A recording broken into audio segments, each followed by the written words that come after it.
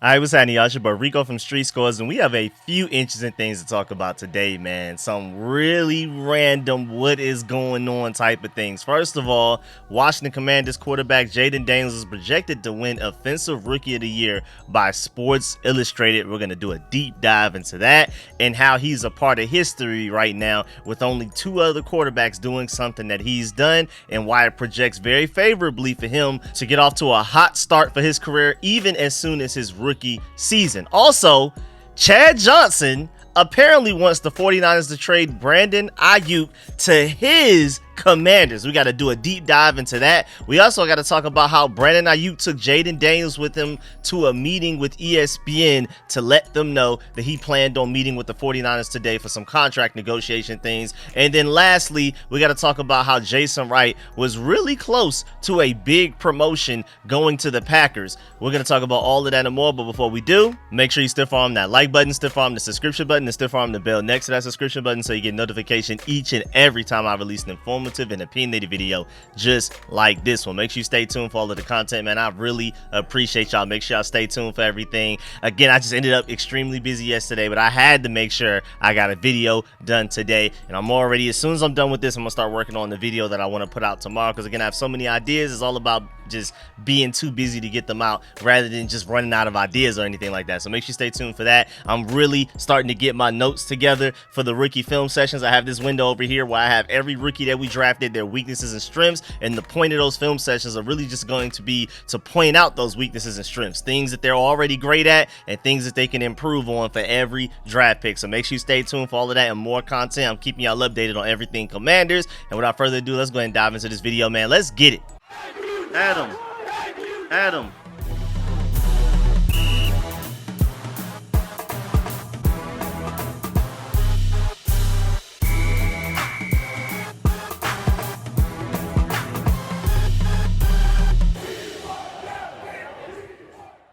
All right, so apparently Sports Illustrated predicts that Commanders quarterback Jayden Daniels will win Offensive Rookie of the Year this season. And this is coming from Sports Illustrated, but the Commander side of it, Cade Kimball, saying this: the Washington Commanders could be in for a turnaround after a solid offseason and changes all around the franchise. Number 2 overall pick in the 2024 NFL Draft and Heisman-winning quarterback Jayden Daniels might just be at the center of the Commanders' turnaround too. He's got elite potential as a dual-threat quarterback, and Washington hopes for him to be a franchise talent under center. Sports Illustrated's Connor Orr made 100 predictions for the upcoming NFL season. His 5th prediction included the Commanders claiming Daniels will win Offensive Rookie of the Year.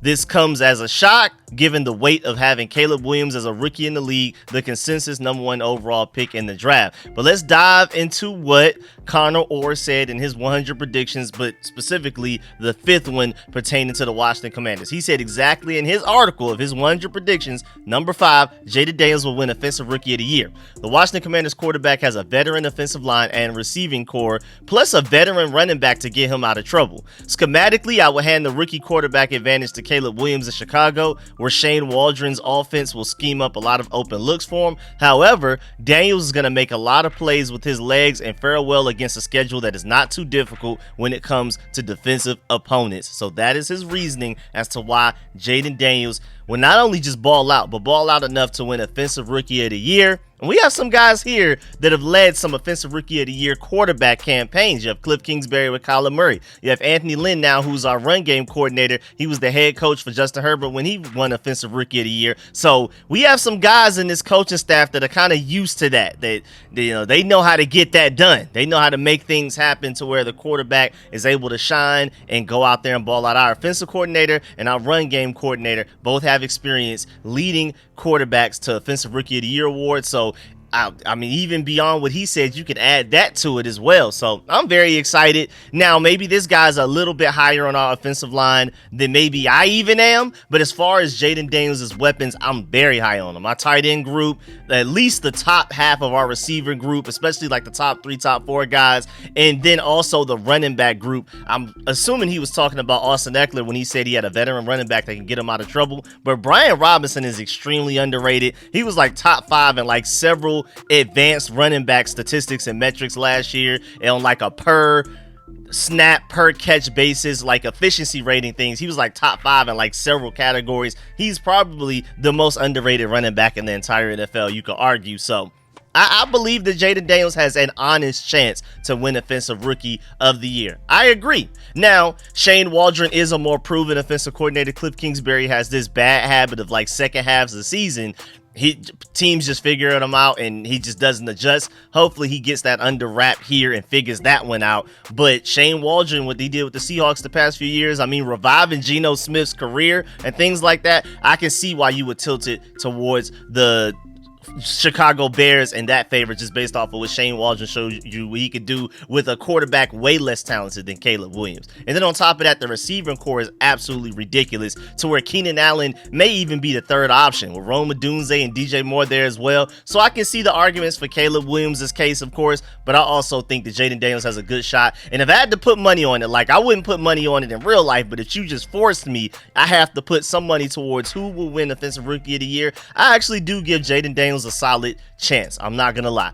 And there's been a lot of hype around Jayden Daniels that's literally been growing by the week ever since after the draft. I mean, week by week, it just keeps growing and growing and growing. You have fantasy projections about him being a top quarterback. A lot of fantasy people have him ranked over Caleb Williams, over a lot of starting quarterbacks. They have Jayden Daniels as like a top 15 fantasy quarterback and things like that. So the hype has been building every week. I'm working on a video right now on the behind the scenes of how everybody's been talking about Jayden Daniels like the past week, 2 weeks, and things like that, where I think it was Jeremy Fowler that said that some teams are starting to become afraid of what Jayden Daniels can be at the NFL level and things like that. Like, we have so many things to talk about with Jayden Daniels. I'm going to talk about that in a separate video. But basically, my point is, for this video, the hype around Jayden Daniels has been growing and growing and growing. It's only getting crazier. But also, before we move on, the reason that he does potentially have a chance at being Offensive Rookie of the Year is because a lot of that has to do with stats. And if you're like a great fantasy quarterback, you're typically going to be a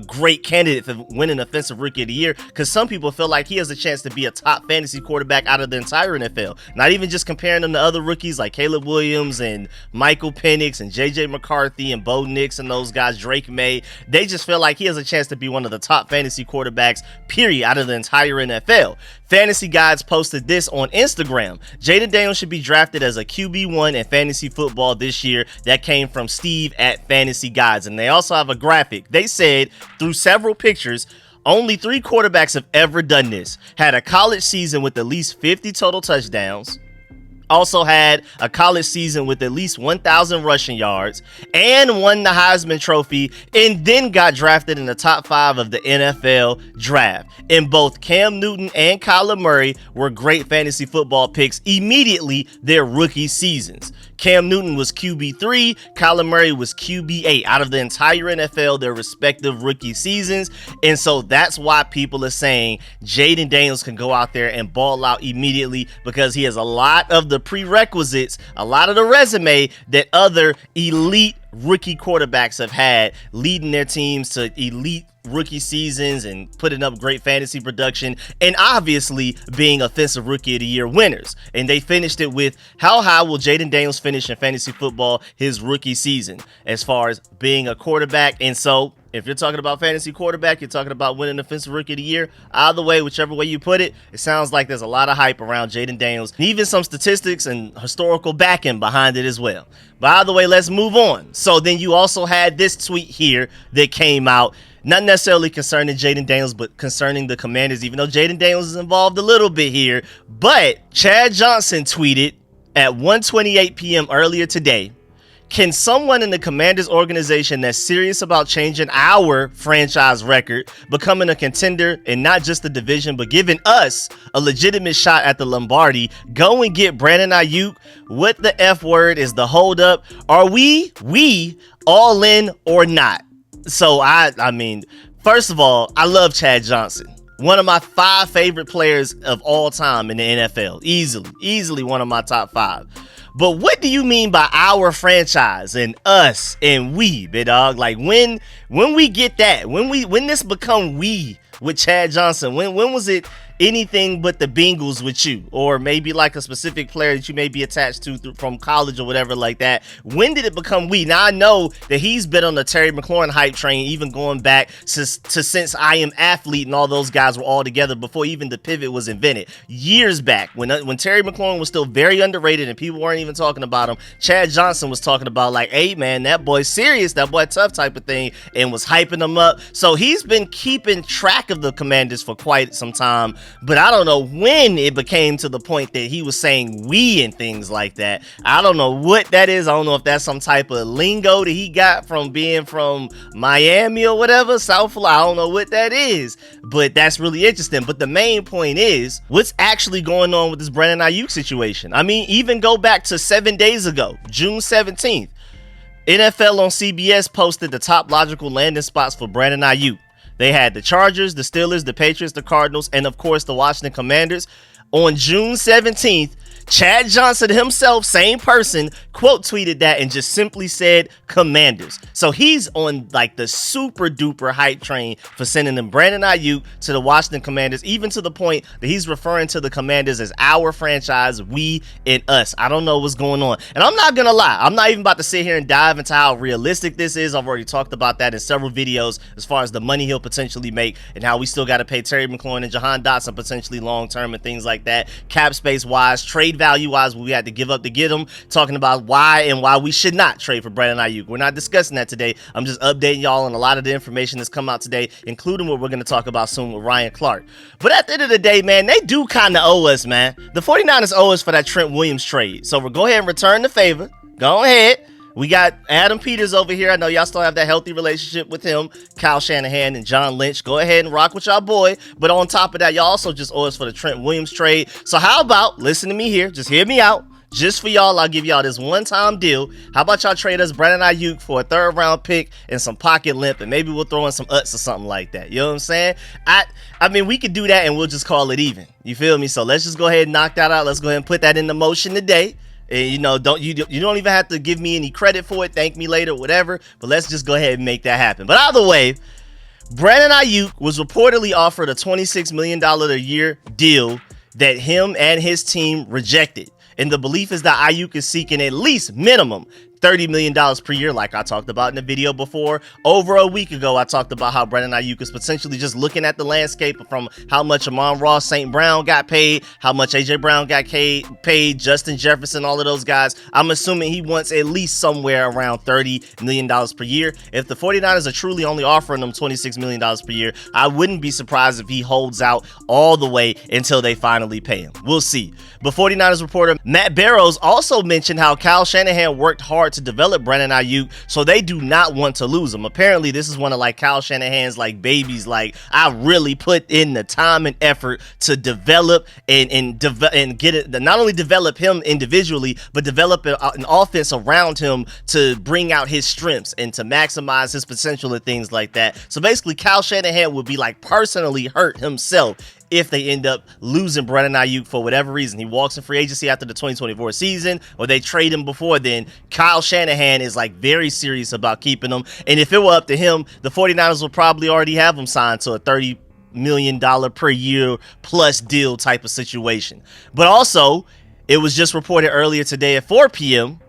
from Adam Schefter that the 49ers disgruntled wide receiver Brandon Aiyuk is meeting today with the 49ers, as ESPN Ryan Clark reported on NFL Live. So it's technically coming from Ryan Clark directly, but I initially saw it from the Adam Schefter tweet. But wait, apparently Ryan Clark of ESPN shared when talking about Brandon Aiyuk will meet with the 49ers today to talk some numbers and things like that. He said that Brandon Aiyuk walked into the room with Commanders quarterback Jayden Daniels when revealing his meeting with San Francisco today. Ryan Clark said exactly in the NFL Live clip, quote, "And I will tell you this, when he sat with us, he did not walk into the room alone. First, it was Brandon Aiyuk. Second, it was Jayden Daniels. I'm not a tea leaf reader, but the way that sounds, Brandon Aiyuk would not mind playing in Washington," unquote. And you got to remember, 49ers Brandon Aiyuk told Ryan Clark that he's been taking negotiations personal right now, and the offers so far have affected him. With the 49ers, he basically feels like he's getting lowballed and that they don't want him. We'll talk about that. Him literally saying they don't want me a little later when he had that FaceTime with Jayden Daniels that was posted on social media like a week ago. Aiyuk's first choice is to stay in San Francisco 49ers, to stay with them. Do not get that confused. He wants to stay in San Francisco, but he is comfortable playing elsewhere if they are willing to trade him, because they're not willing to give him the money that he's looking for, at least around $30 million per year. And again, apparently, reportedly, the San Francisco 49ers are only offering 26 per year right now. And Aiyuk is meeting with the 49ers today, and this was a meeting that he requested. Like, he called them up and was like, we gotta talk. This was not them reaching out to him over and over again, which they probably been doing since he's been holding out of mandatory mini camps and things like that. Of course, the 49ers will hope to rectify this situation before training camp gets here mid to late July. But that's really interesting that he's the one that called the meeting. I feel like that's a very important detail. The meeting that he's having with the 49ers today as far as contract negotiations, he called them, and he has Jayden Daniels with him right now. I'm curious as to whether he'll bring Jayden Daniels into that meeting as well. He already has Jayden Daniels with him on the set, I'm assuming, at ESPN when he's talking to Ryan Clark and letting those guys know that he will meet with the 49ers today. Is he going to take Jayden Daniels with him to the actual meeting as well? Who knows? But I also want to remind y'all that I foreshadowed a little bit earlier that Brandon Aiyuk went public last week by posting a video on his TikTok in which he claimed on a FaceTime call with his best friend Jayden Daniels that San Francisco does not want him back. He literally just flat out said they don't want me back in the FaceTime call with Jayden Daniels that he purposely on his end posted to social media. Jayden Daniels didn't post this, not some random person. Brandon Aiyuk himself posted this video.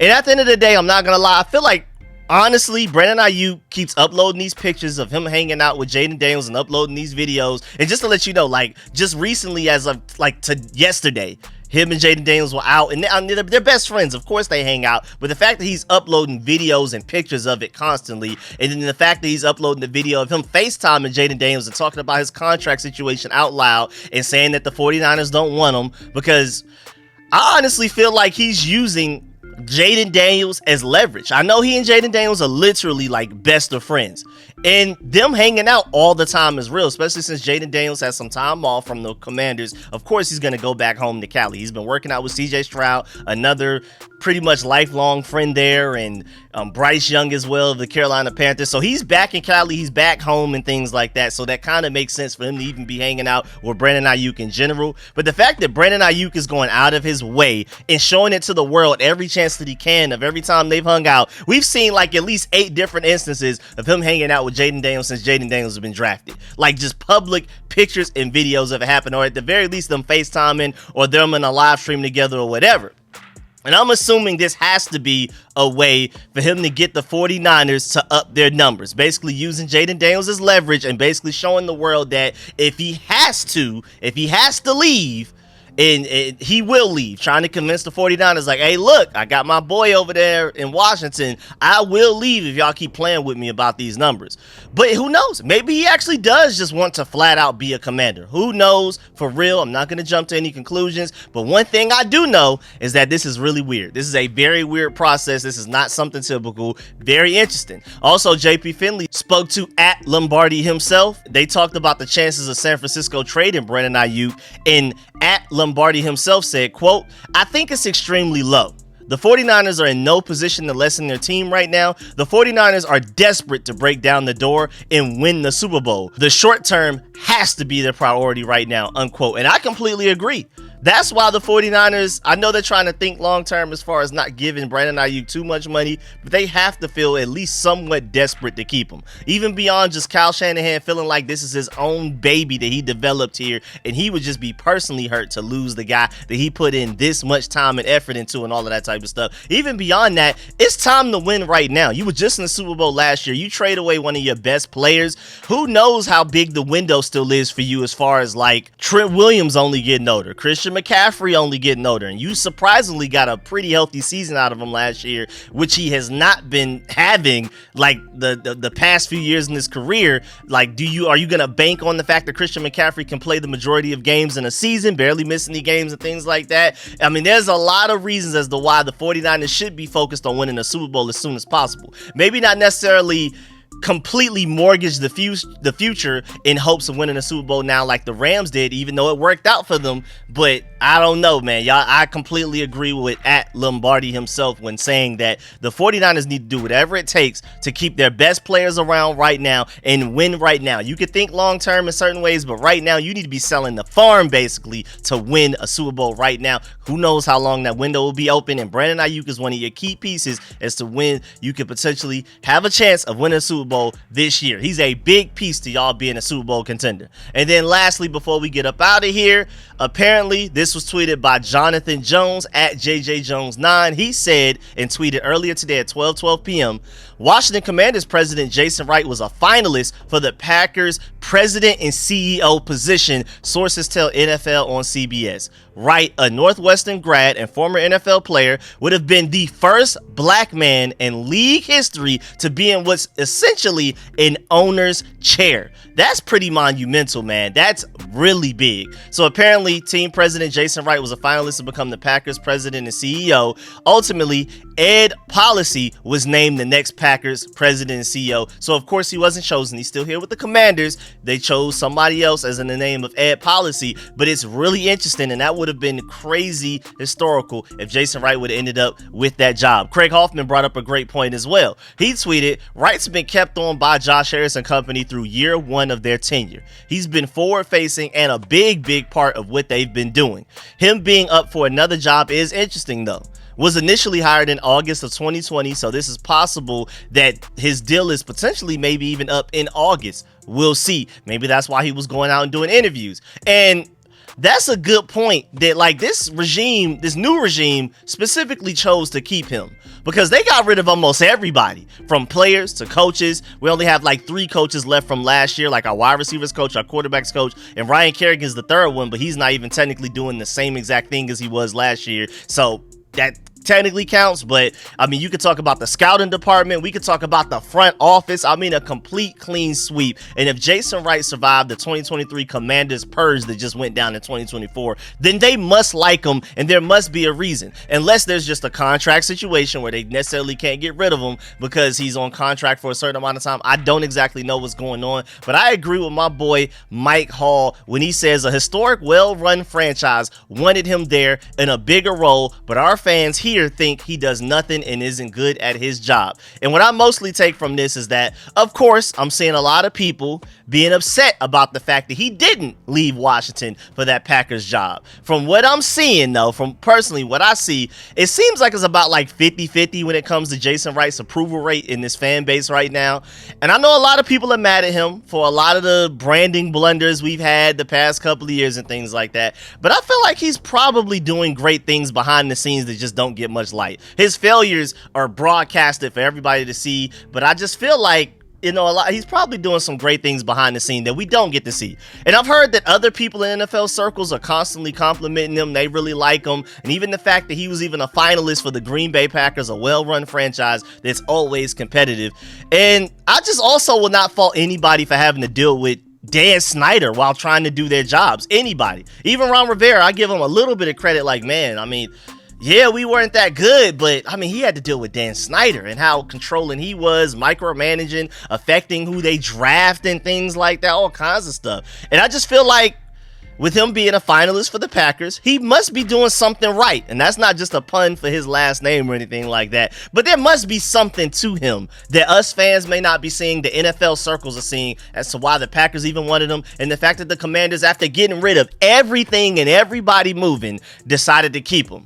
I really honestly think he's just the victim of being the face of the end of the Snyder era. People just eventually got to the point where we know Snyder's bad. We're going to stop blaming him for literally everything. Jason Wright has to be a part of the problem as well. Now, of course, a lot of the branding things that did not go well at all, you could place some blame on him for that. But I feel like overall, there's a reason that these Commanders, that this new regime wants them, that has kept them. They could have gotten rid of them and replaced them, I'm assuming, unless there's some weird contract thing going on. And the fact that the Packers Packers at least not only interviewed him, but he was a finalist as well. I feel like there has to be something to that. But yeah, man, that's the end of this video. Please get in the comment section. Let me know how you feel about everything discussed in this video, especially all of the major topics with Jayden Daniels projected to win Offensive Rookie of the Year by Sports Illustrated. Chad Johnson now claiming the Commanders as his team, our franchise, us, we. When did that happen?